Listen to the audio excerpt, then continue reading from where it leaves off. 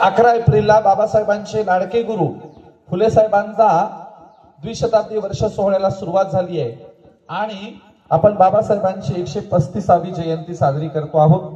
त्यामुळे या देशात समतेच्या क्रांतीच्या परंपरेमध्ये सप्तसिंधूच्या किनाऱ्यावर जिने शेतीचा शोध लावला ती आद्य गणमाता निरुती।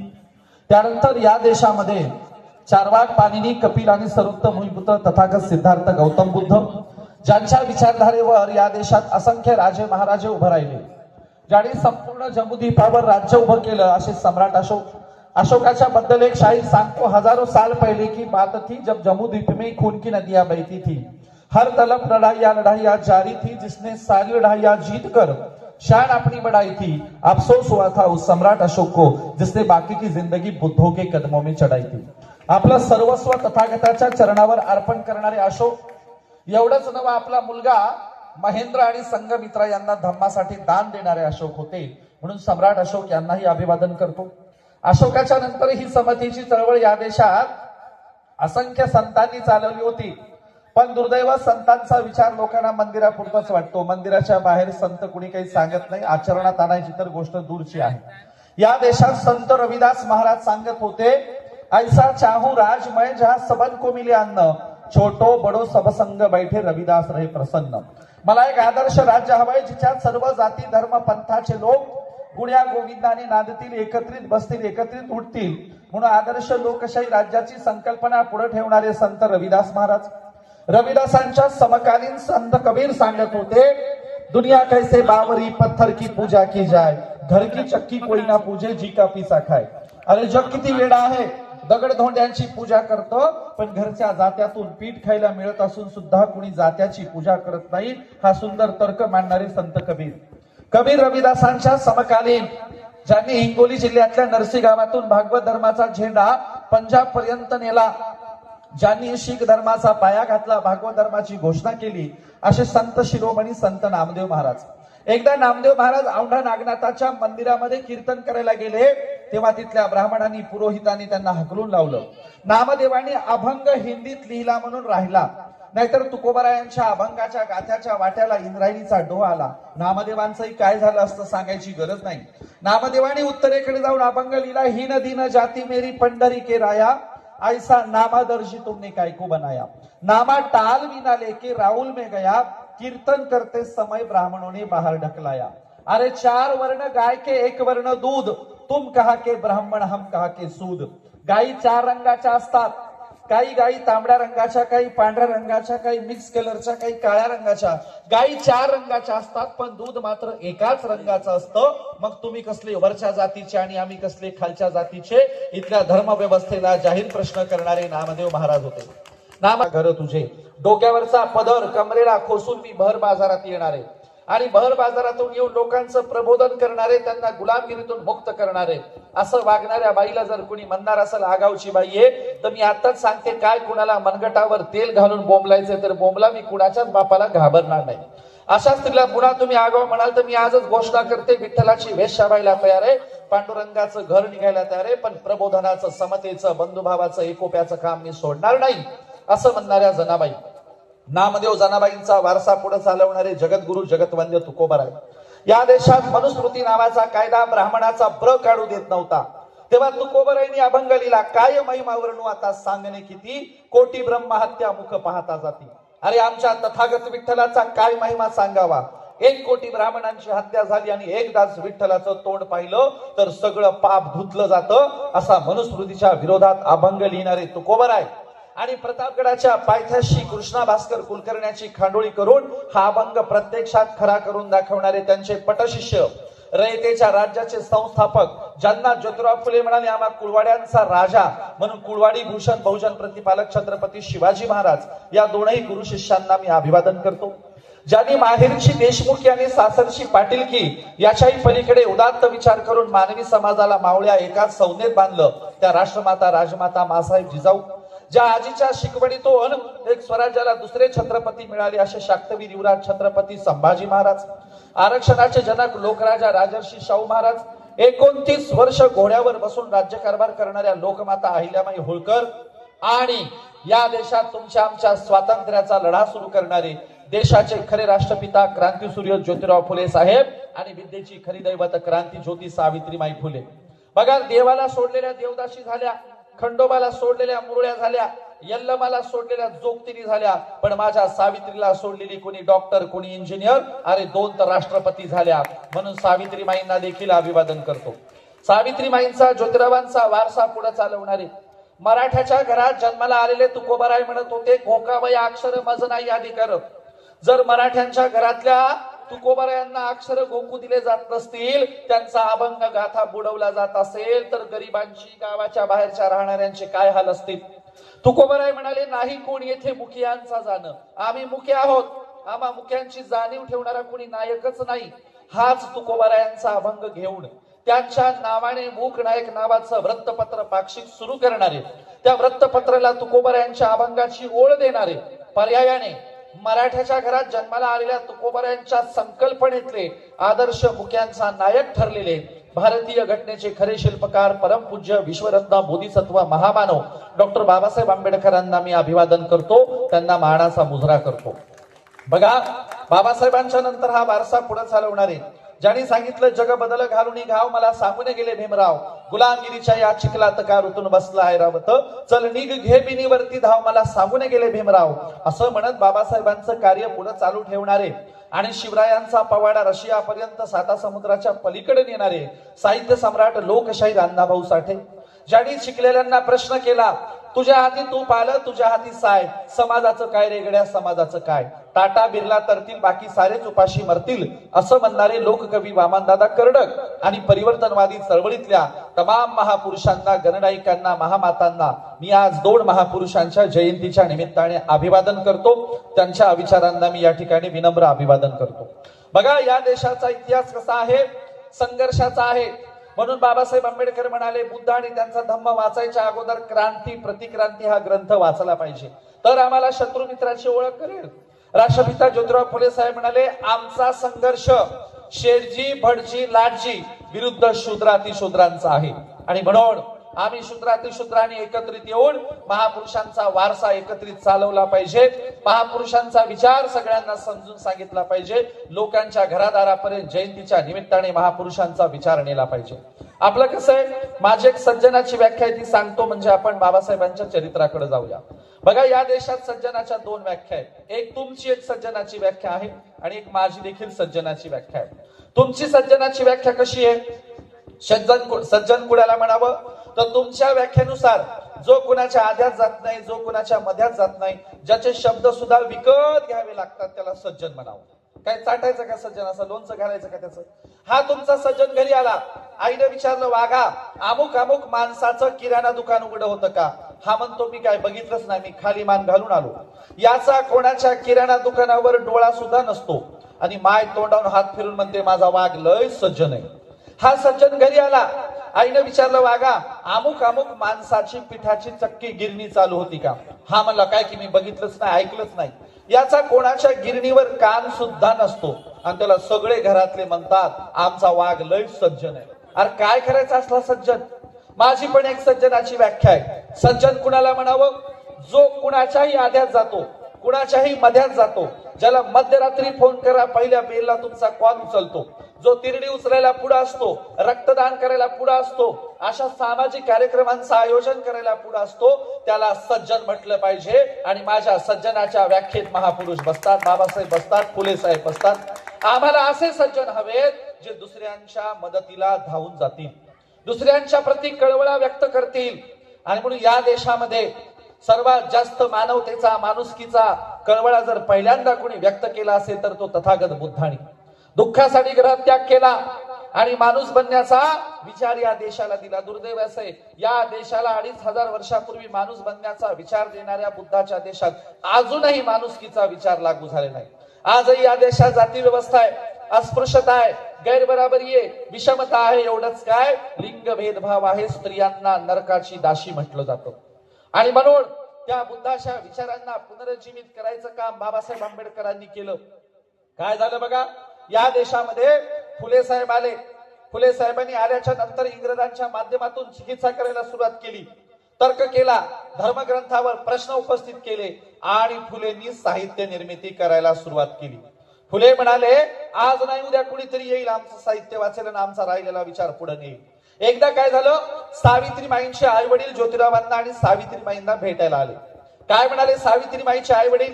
म्हणाले, जाबाई बापू, तुम्हाला आमच्या साऊ पासून मूलबाळ होत नाही, असं करा, साऊला दुसरी सवत आणा, म्हणजे तुम्हाला वारसदार होईल. ज्योतिराव फुले म्हणाले, दरवेळेला मूलबाळ होत नसेल तर स्त्रियांना दोषी का मानता? समजा मी साऊला दुसरी सवत आणली आणि तिला देखील मूलबाळ झालं नाही, तर तुम्ही असं कराल का? मग साऊला दुसरा सवत्या आणणार का? दरवेळेला स्त्रियांना दोषी का मानायचं? ज्योतिराव फुलेंचे आई वडील म्हणले, जाबाई बापूच्या डोक्याला डोकंच लागत नाही, निघून गेले. बऱ्याच दिवसांनी सावित्रीबाईंनी पुन्हा विषय काढला. म्हणाले, अहो असं काय करता, आपल्याला वारसदार नको का? तुम्ही दुसरे लग्न करा. ज्योतिराव फुले म्हणाले, साऊ कशाला पाहिजे वारसदार? तेव्हा सावित्रीबाई म्हणाल्या, आपण मेल्यावर आपल्या समाधीवर फुलं वाहिला येणारा एखादा वारसदार नको का? आपण जे काम उभं करतोय ते काम पुढे चालवणारा एखादा वारसदार नको का?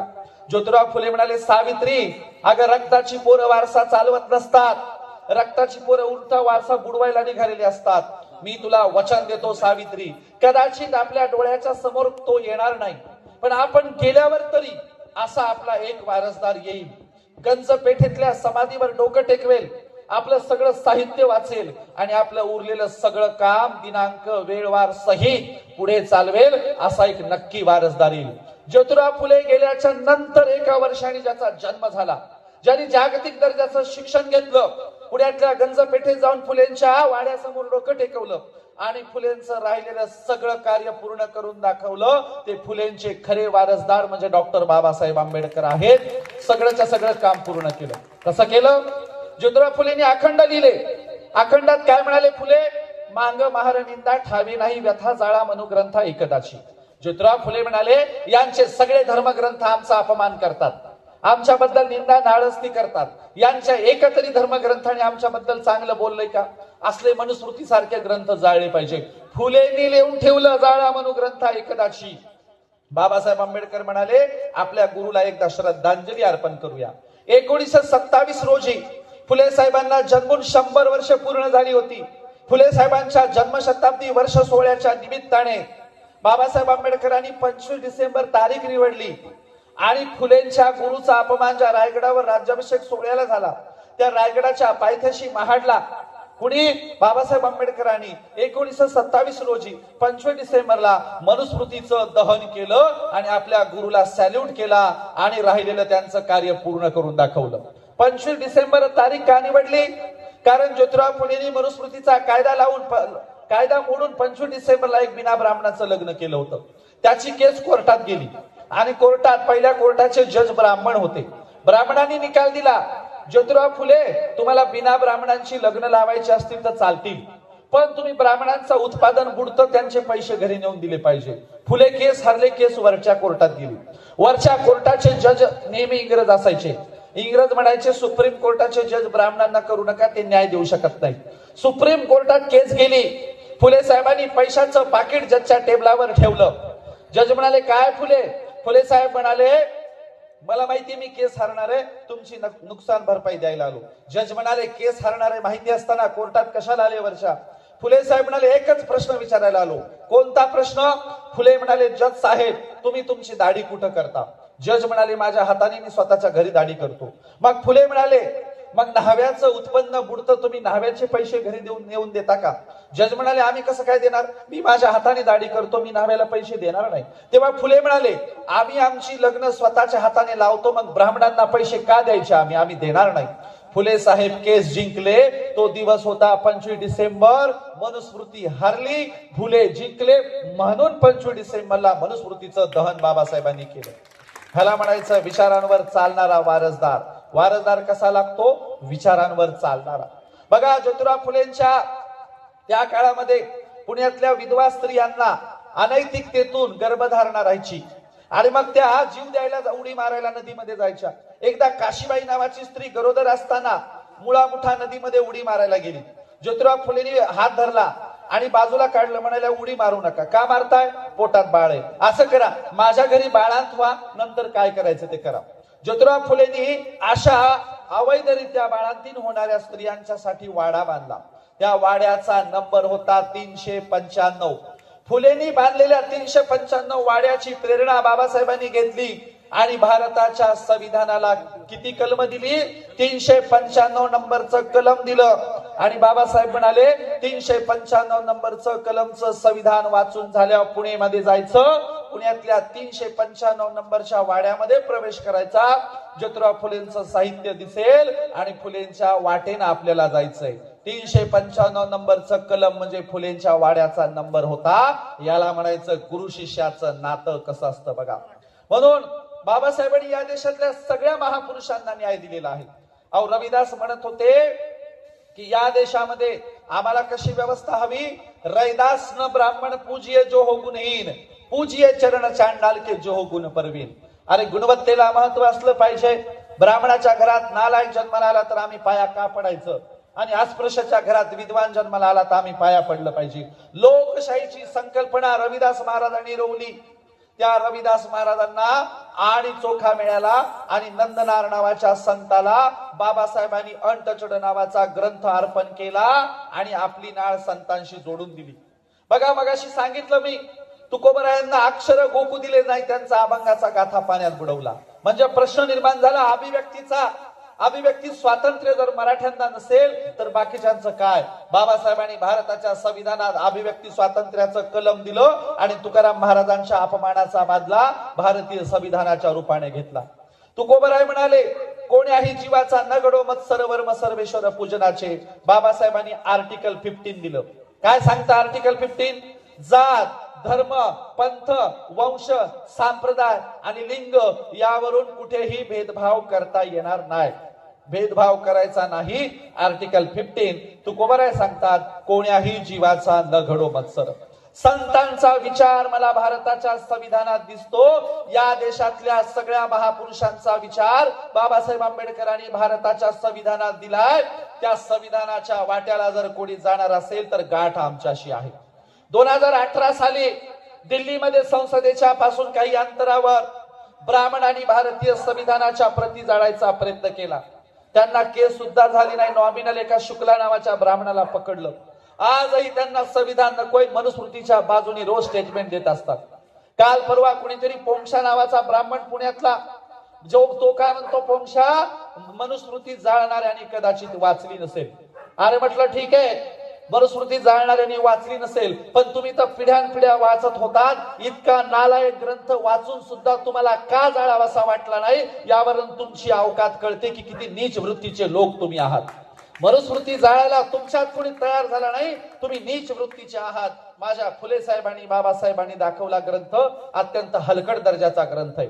माणसाला माणूस पण देत नाही, माणसाचं माणूस पण हिरावून घेतो असला हलकट ग्रंथ फुले साहेबांच्या सांगण्यावरून बाबासाहेबांनी जाळला. तुमच्यात तो ग्रंथ जाळणारा कोणी निर्माण झाला नाही. किती नीच वृत्तीचे लोक तुम्ही आहात. आणि म्हणून तुम्हाला सांगतो त्यांचा आजही मनुस्मृतीवर जीव आहे. त्यांना आजही संविधान नकोय.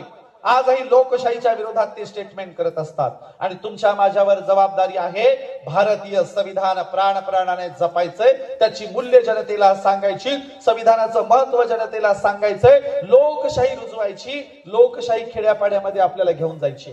तुमच्या माझ्यावर फार मोठी जबाबदारी आहे. ती जबाबदारी पूर्ण करण्यासाठी आपल्याला काय हे सगळे प्रबोधनाचे कार्यक्रम करायचे. म्हणून मी पहिल्यांदा आयोजक मंडळाचे आभार मानतो, ज्यांनी कुठला तरी धांगडधिंगा न करता इतक्या सुंदर वैचारिक जयंतीचं आयोजन केलंय. एकदा सगळ्या आयोजक मंडळाचे टाळ्या वाजवून स्वागत करा. कारण आता इथून पुढे आम्हाला महापुरुषांची पुस्तकं वाचणारी, महापुरुषांचा वारसा पुढे नेणारी, महापुरुषांचं उरलेलं कार्य पुढे चालवणारी तरुणाई हवी आहे, माणसं हवी आहेत, लढा लढणारे लोक हवे आहेत. म्हणून मित्रांनो, या देशाचा इतिहास सातत्याने क्रांती प्रतिक्रांतीचाच राहिलेला आहे. आपण क्रांतीच्या बाजूची माणसं आहोत. बाबासाहेबांनी संविधानाच्या रूपाने क्रांती केली. आता इथून पुढे ते प्रतिक्रांतीच्या मागे लागलेले आहेत. संविधानाच्या रूपाने झालेली क्रांती आपल्याला जिवंत ठेवायची, ती क्रांती आपल्याला टिकून ठेवायची आहे. त्यासाठी आपल्यावर फार मोठी जबाबदारी आहे. महाराष्ट्राच्या महिलांना सॅल्यूट करतो. राजस्थानाच्या जयपूरच्या कोर्टाच्या समोर मनूचा पुतळा आहे. राजस्थानाच्या जयपूरच्या कोर्टाच्या समोर माझ्या महाराष्ट्रातल्या छत्रपती संभाजीनगरच्या 2 स्त्रिया, रोज मजुरी करणाऱ्या, साधारण हातावर पोट असणाऱ्या स्त्रिया जयपूरला गेल्या. कोर्टाच्या समोरच्या मनुष्या पुतळ्यावर शाही फेकली, मनुष्या पुतळ्यावर थुंकून आल्या महाराष्ट्रातल्या 2 स्त्रिया, त्यांना मी जाहीर सॅल्यूट करतो. आम्हाला अशा धाडशी स्त्रिया पाहिजे, प्राणपणाने लढणाऱ्या स्त्रिया पाहिजे, महापुरुषांचा वारसा चालवणाऱ्या स्त्रिया पाहिजे. आणि माझा इथून पुढे विश्वास फक्त स्त्रियांवर आहे. गेल्या 50-60 वर्षात जबाबदारी पुरुषांकडे दिली होती. काय केलं आम्ही?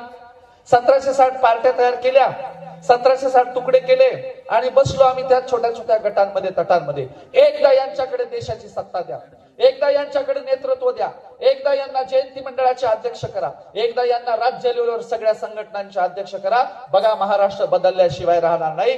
या देशातली खरी ताकद स्त्रियांमध्ये आहे. कशी ताकद आहे? एक साधा विचार करा. रमाईचा प्रसंग सांगतो तुम्हाला. रमाईने घरामध्ये जर अशी कुरबुर केली असती, सातत्याने घरामध्ये शिकायत केली असती, तर बाबासाहेबांना एवढा मोठा देशाचा संसार करता आला असता का? पण माझ्या रमाईने कधीही कुरबुर केली नाही, कधी प्रश्न विचारला नाही, कधी बाबासाहेबांना रागवल्या नाही. आपला नवरा, आपला मालक जे करतो त्याच्या पाठीशी उभं राहिलं पाहिजे असं निरक्षर असणाऱ्या रमाईला सुद्धा वाटायचं. म्हणून बाबासाहेब विदेशात होते, लेकरू वारलं. रमाईला वाटलं परीक्षेचा काळ आहे, आता जर सांगावं तर अभ्यासामध्ये, परीक्षेमध्ये नीट लक्ष लागायचं नाही. दुसऱ्या वेळेला पत्रात सांगितलं की आपला मुलगा वारला, तेव्हा तुमच्या परीक्षा होत्या म्हणून सांगितलं नाही. इतकी प्रगल्भ विचारांची महिला बाबासाहेबांच्या पाठीशी होती. म्हणून बाबासाहेब आंबेडकर देशाचा संसार करू शकले, देशाला संविधान देऊ शकले. इतक्या ग्रेट स्त्रिया आपल्यामध्ये आहेत, त्यागी समर्पित स्त्रिया आहेत. काय झालं? शाहूजी महाराजांनी बाबासाहेबांचा सत्कार करायचं ठरवलं. शाहूजी महाराजांना कळलं कुणीतरी अस्पृश्याच्या घरातलं पोरग फार शिकून आलंय. शाहू महाराज मुंबईत गेले, त्या चाळीमध्ये विचारत बाबासाहेबांचं घर विचारत गेले. बाबासाहेब दुसऱ्या मजल्यावर राहायचे. वर जायचा जिना, लहान लाकडी जिना. शाहू महाराजांना वर जाता येईना. निरोप पाठवला, कोल्हापूरचे राजा आलेत म्हणावं. बाबासाहेब लुंगीवर होते, लुंगीवर आहे तसं दादरा रेगून तो लाकडी जिना उतरून खाली आले. शाहू महाराजांना म्हणाले, अहो महाराज, तुम्ही कशाला आला तिकडे?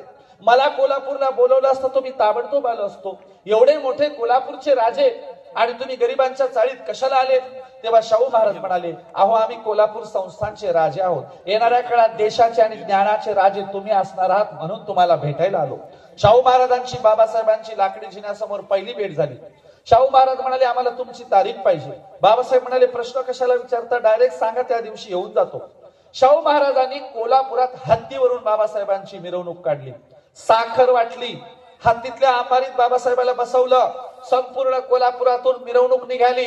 शाहू महाराजांच्या पॅलेस समोर हत्ती आला, हत्ती खाली बसला, अंबारीतून बाबासाहेब उतरले.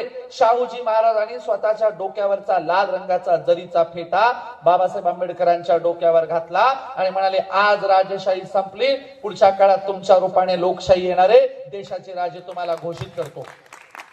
मानगावच्या परिषदेत म्हणाले, मानगावच्या परिषदेला शाहू महाराजांना जायला परमिशन नव्हती, इंग्रजांनी परमिशन दिली नव्हती. शाहू महाराज शिकारीला जातोय म्हणून मोठे जोडे बूट घालून आणि शिकारीचा ड्रेस घालून त्या कार्यक्रमाला गेले आणि मानगावच्या परिषदेत सांगितलं, तुम्हाला तुमचा नेता मिळाला, आजपासून हा तुमचा नेता आहे. शाहू महाराजांनी बाबासाहेबांच्या डोक्यावर जरीचा लाल रंगाचा फेटा घातला. बाबासाहेब घरी गेले आणि रमाईच्या हातात काढून तो लाल रंगाचा जरीचा फेटा काढून दिला. माझ्या रामूने त्याची घडी केली, संदकामध्ये फेटा ठेवून दिला. बऱ्याच दिवसानंतर इंग्रज अधिकारी म्हणाले, मिस्टर आंबेडकर, तुम्ही नेहमीच कार्यक्रमांना येता, जरा जोडीनं या, तुमच्या मिसेसला घेऊन या, दोघांचा आम्ही सत्कार करणार आहोत. तेव्हा बाबासाहेब आंबेडकर म्हणाले, ती निरक्षर आहे, ती कुठल्या कार्यक्रमांना येत नाही. इंग्रज म्हणाले, या वेळेला घेऊन या. बाबासाहेब म्हणाले, ठीक आहे. बाबासाहेबांनी घरी निरोप पाठवला, रामूला म्हणावं तयार होऊन ये. आता रमाईला माझ्या आहे तसं बोलवलं असतं तर माझी रमाई लगेच गेली असती. प्रश्न काय आहे? तयार होऊन जायचे म्हणजे कसं जायचं? साहेब तिकून तिकडेच कार्यक्रमाला येणार आहेत. माझ्या रमाईनं विचार केला, तयार होऊन जायचं म्हणजे कसं जायचं? दोरावरच्या सगळ्या साड्या काढल्या, कोणतीला छिद्र पडलेत, कोणतीला किनार नाही, कोणती 2 रंगाची आहे, कोणतीला मध्ये मध्ये कुठेतरी ठिगळं लावलेत, काही दांडी केलेल्या साड्या आहेत. दांडी, आता विदर्भात दांडी केलेली साडी माहिती आहे की नाही मला माहिती नाही, पण 2 रंगाच्या साड्या एकत्र शिवलेल्या जायच्या, त्याला दांडी केलेली साडी म्हणायची. माझ्या रमाईकडे एकही चांगली नेसता येईल अशी साडी नाही. काय करावं? साहेबांनी तर बोलवलंय तयार होऊन या म्हणून. माझी रमाई मधल्या खोलीत गेली, लाकडी संकटला शाहूजी राजाचा जरीचा फेटा काढला. माझ्या बाबासाहेबांची लाज राखण्यासाठी रमाईनं शाहू महाराजांचा फेटा नेसला. कार्यक्रमाच्या स्टेजवर रमाई अगोदर जाऊन बसल्या. बाबासाहेब गाडीतून उतरले आणि जसे स्टेज कडे जायला लागतात तसं लक्षात येतं, पहिल्यांदा त्यांना प्रश्न पडतो, अरे माझ्या रामूला मी कधीच इतक्या महागाचा शालू घेतला नाही. आज माझी रामू कुणाचा बरं शालू नेसून आली? मी एवढ्या विदेशांमध्ये फिरलो, विदेशातून पुस्तकांच्या ट्रंका आणल्या, पण माझ्या रामूला कधी शालू लुगडं नाही आणू शकलो. पण आज माझी रामू कुणाचा बरं इतका महागडा शालू नेसून आली, जरीचा शालू नेसून आली. जसे जसे बाबासाहेब स्टेजकडे जातात तसं लक्षात येतं, अरे माझी रामू माझी लाज राखण्यासाठी शाहू महाराजांचा जरीचा फेटा नेसून आली. बाबासाहेबांना वाटलं रामूच्या डोळ्यात डोळे घालून बघावं तर तिच्या डोळ्यातून अश्रुधारा येतील. रमाईलाही वाटलं की साहेबांच्या डोळ्यात डोळे घालून बघावं तर कदाचित साहेबांच्या डोळ्यात अश्रू आले तर. रमाईनं ठरवलं बाबासाहेबांकडे बघायचं नाही. बाबासाहेबांनी ठरवलं रमाईकडे बघायचं नाही. दोघांचा सत्कार झाला, कार्यक्रम संपला, दोघं घरी गेले आणि अंगातला कोट घरात गेल्यावर रमाईच्या हातात काढून देताना माझ्या रमाईच्या डोळ्यातले अश्रू बाबासाहेबांच्या बुटावर पडत होते. बाबासाहेबांना गहिवरून आलं तेव्हा बाबासाहेब म्हणाले, रामू मी तुला वचन देतो, माझ्या बहुजन समाजाला सांगेल एक वेळचं मला विसरला तरी चालेल, पण माझ्या रमाईचा त्याग आणि समर्पण कधी विसरायचं नाही. तिच्या त्याग आणि समर्पणामुळे आम्हाला एवढे चांगले दिवस आलेले आहेत. एवढा मोठा बंगला बांधला बाबासाहेबांनी, घर बांधलं. रमाई अगोदर संपूर्ण घर फिरल्या आणि आल्यावर काय म्हणतात, साहेब एवढं घर बांधले, आवरायचं कधी मी? या घरामध्ये सगळं झाडझूड करताना आवरताना दिवस जायचा माझा. तेव्हा बाबासाहेब म्हणाले, रामू ही काही आपल्या संसारासाठी घर नाही बांधलं, अगं हे पुस्तकांच्यासाठी घर बांधलंय मी. रमाई म्हणाल्या, कुणासाठी बांधा? मला एक खोली द्या, मला एक कोपरा द्या, मी काही एवढ्या घरात राहणार नाही. शेवटचे फक्त 6 महिने नव्या घरात राहायला मिळालं आणि त्या 6 महिन्यात रमाई माझी फक्त एका खोलीच्या घरात राहिली. इतका नीटनेटका साधा संसार करणारी माझी रमाई होती. आताच्या त्या सगळ्या रमाईच्या लेखीला मला एक प्रश्न विचारायचा आहे. जेव्हा केव्हा आम्ही कुठेतरी लग्न समारंभाला जात असतो, जयंतीला आम्ही निघत असतो, तेव्हा कपाट उघडतो, सुटकेस उघडतो, त्या कपाटातून सुंदर एखादी महागडी साडी काढतो. लग्नाला जाण्यासाठी, जयंतीला जाण्यासाठी महागडी साडी आम्ही नेसत असतो, तेव्हा आम्हाला चुकून तरी रमाईच्या त्याग आणि समर्पणाची आठवण येते का? हा स्वतःला प्रश्न विचारला पाहिजे. आणि म्हणून जोपर्यंत आम्ही महापुरुषांच्या त्याग आणि समर्पणाची आठवण काढणार नाही, पुढच्या पिढीला ती आठवण सांगणार नाही, त्यांचा वारसा सांगणार नाही, तोपर्यंत आमच्याकडे प्रामाणिक माणसं तयार होणार नाहीत. नाहीतर आता आपण बघतोय निवडणुकांमध्ये रेट चालू आहेत, रेट. बरं दुसऱ्यांच्या गल्ल्या वस्तीत रेट चालू असते तर ठीक होतं. आमच्याकडे जर निवडणुकीच्या मतदानाचे रेट चालू असतील तर आम्ही आमच्या महापुरुषांना बेईमान झालो, लोकशाहीला बेईमान झालो असं म्हणायची वेळ आली. याच्यासाठी त्याग केला होता का रमाईनं? याच्यासाठी जीवाचं रान केलं होतं का बाबासाहेब आंबेडकरांनी? शरीरामध्ये इतके आजार रोग तयार झाले तरी बाबासाहेब पुस्तकं लिहित होते. अहो एकदा नानकचंद रत्तू रात्रीच्या वेळेला आले, ताट आणलं जेवायचं ताट, टेबलावर बाबासाहेबांच्या समोर ताट ठेवलं, गडू तांब्या भरून आणला बाबासाहेबांच्या समोर ठेवला आणि नानकचंद रत्तू म्हणाले, साहेब पटकन जेवण करा, ते ताट धुवायचे आणि मला घरी जायचंय. बाबासाहेब पुस्तक वाचत होते. ते म्हणाले, रत्तू तुझं जा, मी जेवण करतो उशिरा, सगळं पुस्तक पूर्ण वाचून पूर्ण करतो, जेवण करतो आणि झोपी जातो, तुझं जा. नानकचंद रत्तूनी त्या जेवणाच्या ताटावर दुसरं ताट उघडं घालून ठेवलं, पाण्यावर झाकून ठेवलं. नानकचंद रत्तू निघून गेले आणि सकाळी आल्याच्या नंतर बघतात तर काय ते ताट तसंच. ते म्हणाले, साहेब तुम्ही अजून जेवले नाहीत का? जेवून घ्या बरं. आणि तुम्ही रात्रभर जागेच होतात का? तेव्हा बाबासाहेब नानकचंद रत्तूलाच म्हणाले, तू अजून गेला नाहीस का? जा बरं तू पटकन. नानकचंद रत्तू म्हणाले, साहेब रात्रीला गेलो होतो, सकाळ झाली वापस आलो. तुम्हाला वाटतं काय अजून सकाळ झाली नाही? जरा बाहेर येऊन बघा. बाबासाहेबांना दिवस कसा जायचा, रात्र कशी जायची काही कळायचं नाही. इतकं ज्ञान संपन्न वाचणारा माणूस आपल्या देशात जन्माला यावा, आपल्या समूहात जन्माला यावा, ही आपल्यासाठी प्रचंड गर्वाची आणि अभिमानाची बाब आहे. ज्या देशात केवळ पुस्तक वाचण्यासाठी हजारो वर्ष तडफडावं लागलं, या देशात केवळ सार्वजनिक पानवठ्यावरचं पाणी पिण्यासाठी तडफडावं लागलं, त्या देशात सगळ्यांचं भलं करणारा एक महापुरुष जन्माला येतो, ही काही साधी बाब नाहीये या देशासाठी.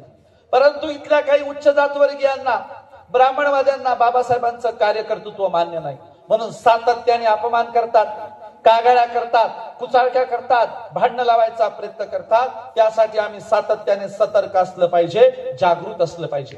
बाबासाहेबांच्या आयुष्याची 2 स्वप्न होती. कोणती? एक होतं अॅनिहिलेशन ऑफ कास्ट, जाती व्यवस्थेचं निर्मूलन, आणि दुसरं होतं प्रबुद्ध भारत. या देशाला बौद्धमय भारत निर्मितीच्या दिशेने घेऊन जाणं बाबासाहेबांचं स्वप्न होतं. आपल्याला अॅनिलेशन ऑफ कास्ट करायचंय आणि प्रबुद्ध भारताच्या दिशेने जायचंय. त्यासाठी आपल्याला बाबासाहेबांचं स्वप्न पूर्ण करायचंय. ज्योतिराव फुले साहेबांनी बळीस्थानाचं स्वप्न पाहिलं. कोणतं राज्य? बळीचं राज्य आणायचंय. फुले म्हणाले ज्याच्यात सगळे लोक आनंदाने राहतील. संतांनी आदर्श पंढरपूरचं स्वप्न पाहिलं, ज्याच्या जात धर्म पंथ विसरून लोक आनंदाने फुगड्या खेळतील, इहलोकीचा स्वर्ग सुख अनुभवतील. रविदासांनी बेगमपुऱ्याचं स्वप्न पाहिलं, शिखांनी आनंदपूरचं स्वप्न पाहिलं. आपल्याला त्या सगळ्यांची स्वप्न पूर्ण करायची आणि ती स्वप्न लोकशाहीच्या रूपाने, बाबासाहेबांच्या संविधानाच्या रूपाने पूर्ण होऊ शकतात. अहो सांगावं तेवढं कमीच आहे. आम्ही आचरणात काय आणतो ते महत्वाचं आहे. आपल्याकडे कसं झालंय, लोक या कानाने ऐकतात आणि दुसऱ्या कानाने सोडून देतात. माझा एका ठिकाणी कीर्तनाचा कार्यक्रम संपला आणि नेमकी लाईट गेली. लाईट गेल्या बाजूला दोघ जण बोलत होते. एक जण म्हणला मायच्यान किंवा लईच भारी बोलतेत, दुसरा म्हणला चलतच राहते होतच राहते धंदाच आहे म्हणला त्यांचा. आपण या कानाने ऐकायचं आणि दुसऱ्या कानाने सोडून द्यायचं. आता काय करायचं सांगा. लोक नुसतं ऐकतात पण आचरणात आणायच्या मायचा पत्ताच नाही, आचरणातच आणत नाही. म्हणून आम्हाला आचरणात आणणारी लोक, त्या विचारांवर जाणारी लोक आम्हाला पाहिजे. बाबासाहेब आंबेडकरांचं बुद्ध आणि त्यांचा धम्म हे पुस्तक सोडता, कारण हे पुस्तक कंपल्सरी वाचावं लागतं. बाबासाहेब आंबेडकरांचं बुद्ध आणि त्यांचा धम्म हे पुस्तक सोडता इतर एक तरी पुस्तक वाचलेल्यांनी हात वर करा. आपण बघूया किती जण बाबासाहेबांची पुस्तकं वाचतात. बुद्ध आणि त्यांचा धम्म सोडता एक तरी पुस्तक वाचलेल्यांनी हात वर करा. मला बघू द्या बरं. या परिसरामध्ये बुद्ध आणि त्यांचा धम्म सोडता बाबासाहेबांचं एकही पुस्तक वाचलेली माणसं नाही. मुक्ती कोण पथे 30-40 पानाचं पुस्तक आहे. क्रांती प्रतिक्रांती किमान 50 पानाचं पुस्तक आहे. अरे एकदा तरी बाबासाहेबांचं पुस्तक वाचा. त्यांच्या विचारांना वैचारिक अभिवादन करा, वैचारिक श्रद्धांजली अर्पण करा. काही नसतो नटणं, सजणं, मुरडणं, साड्या, संपत्ती कोणी कुत्र विचारत नाही. तुमच्या संपत्तीला कुणीही विचारत नाही. या देशातला लढा त्याग आणि समर्पणाचा आहे. तथागत बुद्धाच्या शेतात 1000 सोन्याचे नांगर चालायचे, शुद्धोदनाच्या शेतात 1000 सोन्याचे नांगर चालायचे. पण इतिहास काही शुद्धोदनाचा लिहिला गेला नाही. सर्वस्वाचा त्याग करून आशिया खंडात उत्तर भारतात बिना चप्पलचा फिरल्याबद्दल तथागत बुद्धाचा इतिहास लिहिला गेला. याचा असा अर्थ होतो इतिहास त्याग आणि समर्पणाचा लिहिला जातो, श्रीमंतीचा नाही. बोल्लोबा मोरे सावकारांना कर्ज देणारे महाजन होते, तुकोबारायांचे वडील. पण इतिहास काही बोल्लोबा मोरेंचा लिहिला गेला नाही. कर्जाच्या वह्या पाण्यात बुडवल्याबद्दल जगद्गुरु जगतवंद्य तुकोबारायांचा इतिहास लिहिला गेला. तुम्ही कधी तुमच्या चंद्रपूर भागातल्या खेड्यामध्ये टाटाचा, बिर्लाचा, अदानी अंबानीचा पुतळा बघितलाय का कधी विदर्भामध्ये? कधी खेड्यात नाही. बरं तालुक्यावर जिल्ह्यावर तरी अदानी अंबानीचे पुतळे बघितलेत का? नसतात. कधीच तुम्हाला खेड्यात, तालुक्यावर, जिल्ह्यावर आणि मेट्रो सिटीत अदानी अंबानीचे पुतळे दिसणार नाहीत. पण अंगावर चिंध्या पांघरून शब्दांचं सोनं वाटणाऱ्या गाडगे महाराजांचे पुतळे तुम्हाला जगभरात दिसतील. याचा असा अर्थ होतो इतिहास त्याग आणि समर्पणाचा लिहिला जातो, श्रीमंतांचा नाही, साधन संपत्तीचा नाही. म्हणून इतिहास काही टाटाच्या माईचा, बिर्लाच्या बायकोचा, अदानी अंबानीच्या आजीचा लिहिला जाणार नाही. इतिहास रमाई, बिमाई, अहिल्या, फातिमा, जिजाऊचा लिहिला जाईल. इतिहास त्याग आणि समर्पणाचा लिहिला जाईल. तुम्हाला भारताच्या इतिहासात नाही येत आलं तरी चालेल, तुम्हाला महाराष्ट्राच्या इतिहासात नाही येत आलं तरी चालेल, तुम्हाला विदर्भाच्या इतिहासात नाही येत आलं तरी चालेल. पण चंद्रपूर जिल्ह्याच्या किंवा आपल्या नकोडा भागाच्या इतिहासात जाताना असं काहीतरी चांगलं काम करा की इतिहासाने तुमची दखल घ्यावी. म्हणावं फलाना फार चांगला होता, बिस्ताना फार चांगला होता. एका गावामध्ये एका बाईनं लय श्रीमंताची अचानक प्रॉपर्टी आली, श्रीमंत झाली. श्रीमंताच्या बाईनं महागडी साडी घेतली, महागडी, आणि गावभर फिरली लोकांना साडी दाखवत. पण बायाने ठरवलेला विचारायचं नाही कितीला घेतली. अख्खी गावभर फिरली, सकाळपासून संध्याकाळपर्यंत कोणी विचारेनच कितीला घेतली. मग तिला राग आला. संध्याकाळी अरुंद रस्त्याने घराकडे निघाली, बोळीच्या रस्त्याने. बोळीतून पाय आपटीत तन तन तन करत चालली, पाय आपटीत, का कोणी विचारलंच नाही म्हणून. त्या बोळीमध्ये अंधाऱ्या रस्त्यामध्ये जाताना एक कुत्री झोपली होती. कुत्रीच्या शेपटीचा पाय पडला. कुत्री म्हणली काय कोण? ही म्हणली आजच घेतली 10,000 रुपयाला. कोणीच विचारेना कुत्रीला सांगायला. कोण विचारतं तुमच्या प्रॉपर्टीला? सांगा ना. प्रॉपर्टीला कोणी विचारत नसतं, विचारतं त्याग आणि समर्पणाला. बघा बाबासाहेब आंबेडकरांच्या बद्दल गाडगे महाराजांना उशिरा कळलं. ताबडतोब भेट घेतली आणि गाडगे महाराज म्हणतात, बाबासाहेब तुम्ही जागतिक दर्जाचं माणुसकीचं कार्य करत आहात. माझ्या पंढरपूरची धर्मशाळा आणि पंढरपूरची प्राथमिक शाळा मी तुम्हाला गिफ्ट देत आहे. बाबासाहेब आंबेडकरच्या पीपल्स एज्युकेशन सोसायटीला स्वतःची जमीन आणि जागा देणारे गाडगे महाराज होते. म्हणून दोघांचं स्वतंत्र योगदान आहे. त्यागाबद्दल योगदान असतं, त्यागाबद्दल, पैशाबद्दल, श्रीमंतीबद्दल नाही. आणि म्हणून आम्ही आयुष्यात काहीतरी चांगला त्याग करायला शिकलं पाहिजे, काहीतरी चांगलं वागायला शिकलं पाहिजे. आपलं कसं आहे, यानं केलं की त्यानं, त्यानं केलं की त्यानं केलं की त्यानं, नुसती लाट आणि लाटाने त्या लाटेवर स्वार होतात. बघा आमच्या भागाला ना लग्नामध्ये भला मोठा मेकअप करायची लाट आली, भला मोठा. या शेजारच्यांनी त्यांच्या मुलीच्या लग्नात 10,000ची मेकअप वाली बाई लावली की पलीकडच्या वाड्यातल्या लोकांनी 20,000 वाली मेकअपची बाई लावली. एक म्हातारा नातेवाईकांच्या मुलीच्या लग्नाला गेला आणि गेल्या म्हणाल्या, नवरी कुठे, नवरी कुठे? ते म्हणले, बघा तुम्हाला दिसत काही का, बघा नवरी इथं बसली. ते म्हणले, 1 महिन्यापूर्वी आलतो, नवरी काळी होती, आपली साधी होती, की अचानक गोरी कस काय झाली? म्हणजे 1 महिन्यात लग्न जवळ आलं की. घरचे म्हणले, तिला जाऊन विचारा, डोकं खाती, लय मोठी महागाची मेकअप वाली बाई लावली. हा म्हातारा माणूस नवरीकडे गेला, म्हणला, ताई 1 महिन्यापूर्वी आली, तू काळी दिसत होती, अचानक एवढी गोरी कस काय झाली? ती म्हणली, बाबा माझी काही कमाल नाही, त्या मेकअप वाल्या बाईची कमाल आहे. ती मेकअप वाली बाई म्हणली, माझी काही कमाल नाही, मेकअपच्या डब्याची कमाल आहे. म्हणली, मेकअपच्या डब्याची. म्हाताऱ्यानं मेकअपचा डबा बघितला, विचारलं कितीला असतो? ती मेकअप वाली बाई म्हणली, स्टार्टिंग 5,000 रुपयापासून आहे, जेवढा महागाचा घ्यायचा तेवढा घ्या. म्हातारा बाजारात गेला, एक मेकअपचा डबा पिशवीमध्ये खलत्यामध्ये घेतला, घरी गेलाय. ज्याला नातू आलेत, नातू अशा आपल्या बायकोला, म्हातारीला म्हणते, अगे आपल्या लग्नात काही फोटोवाला नव्हता, मेकअपवाला नव्हता, लोय जुन्या काळात आपलं लग्न झालं, जाऊ दे, झालं ते झालं, पण एक मेकअपचा डबा आणलाय, जरा मेकअप करून दाखव की तू कशी दिसती ते बघायचंय. म्हातारी म्हणली, नातू लग्नाला आले तर आता मेकअप करून कुठं जाऊ? म्हातारा म्हणलं, कुठं जाऊ नको, पण घरच्या घरी तर मेकअप करून दाखव. मग म्हातारीला रोज नाच लावायला म्हणून एका दिवशी संध्याकाळी म्हातारीनं मेकअप केला. सकाळी सकाळी शेजारचा माणूस उठला, म्हणला, काकू दरवाजा उघडा की अण्णा उठलेत का? अण्णाला ना आम्हाला बाहेर जायचंय. काकू खिडकीतून बघायली, घरात चाली, दरवाजाच उघडण. पुन्हा ते म्हणाले, काकू दरवाजा उघड की अण्णा उठलेत का? आम्हाला बाजारात जायचंय. काकू खिडकीतून बघायली, दरवाजाच उघडण, बोलणं सुद्धा एक शब्द. मग थोड्या वेळाने अण्णा उठले, दरवाजा उघडला. शेजारचा माणूस आला, म्हणला, अण्णा अहो काकूला काय झालंय? मगापासून एवढा आवाज दिलो, एक शब्द बोलणं झाली काकू.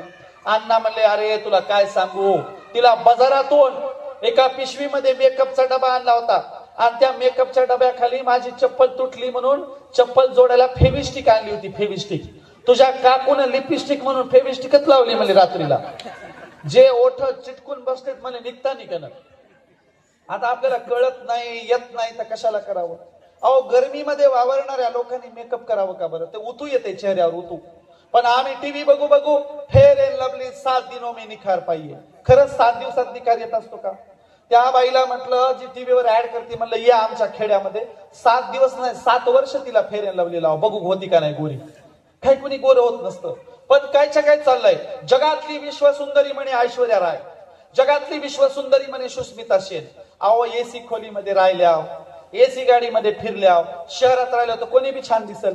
तिच्या गालाचा मेकअप कराय वेगळीच बाई, तिच्या भोयांचा मेकअप कराय वेगळी बाई, आणि तिला विश्वसुंदरी म्हणतात. अरे म्हटलं, ऐश्वर्या रायला आमच्या या भागामध्ये नकोडा परिसरात 2च दिवस निंदाय खुरपायला ये म्हणा, 2च दिवस कंपनी 2च दिवस ये म्हणा, बघा कशी दिसते ते. काळी डग पडली तर नाव सांगणार नाही. पण शहरात राहणाऱ्यांना विश्वसुंदरी म्हणतात. सुंदरता चेहऱ्याला काय बाय लावून कधीच नसते. सुंदर कुणाला म्हणावं? अरे जिच्या हातात विळा कोयता खुरपा आहे, जी दिवस रात्र शेतामध्ये राबते, जिच्या टाचा उरलेल्या आहे, जिच्या चपलाचा अंगठा तुटलाय आणि जिच्या श्रमाचा घाम टपाटप मातीमध्ये गळत असतो, ती माझी माय माऊली जगातली सगळ्यात सुंदर स्त्री आहे.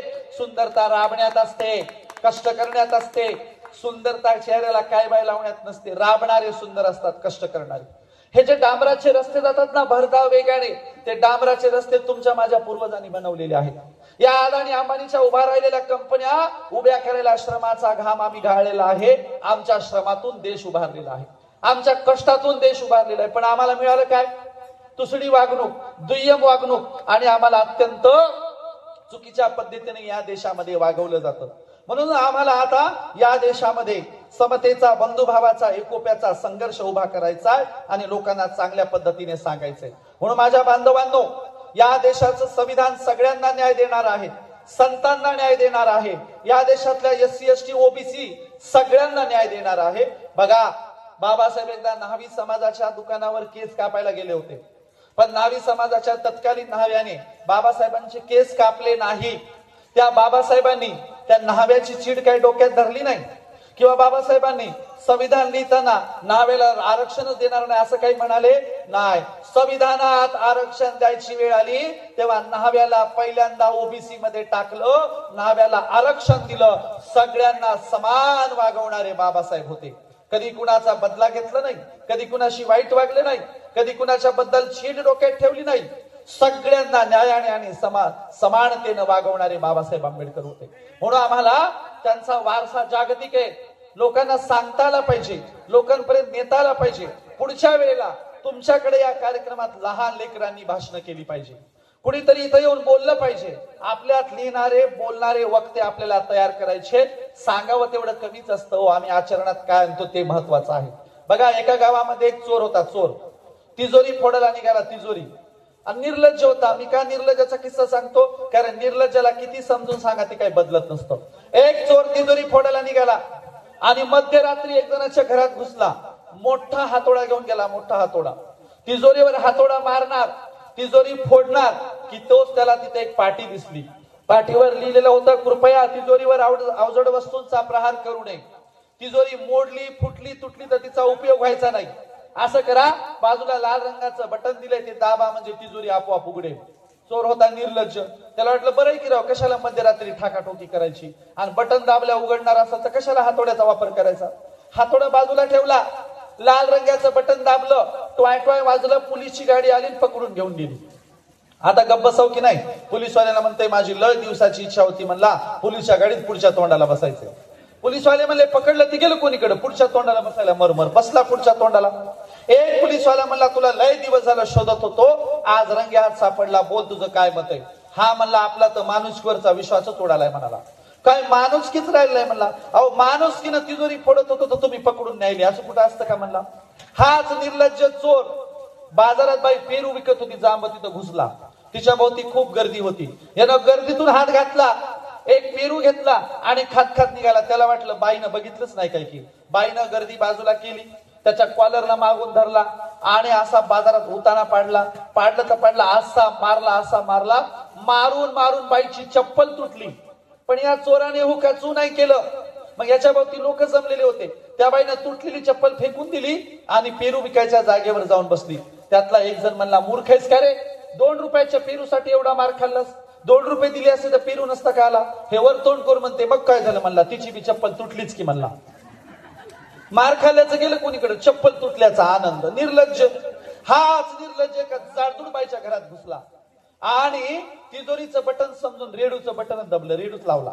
मग जाडजूड बाई पटकन उठली, समोरून आडवं गेली, चोराला रंगे हात पकडला आणि त्याच्या छातीवर बसली आणि नौकराला म्हणाली जा रे बाबा पोलीसवाल्यांना घेऊन ये. नौकर अंगणात काहीतरी शोधायला जायचं ना.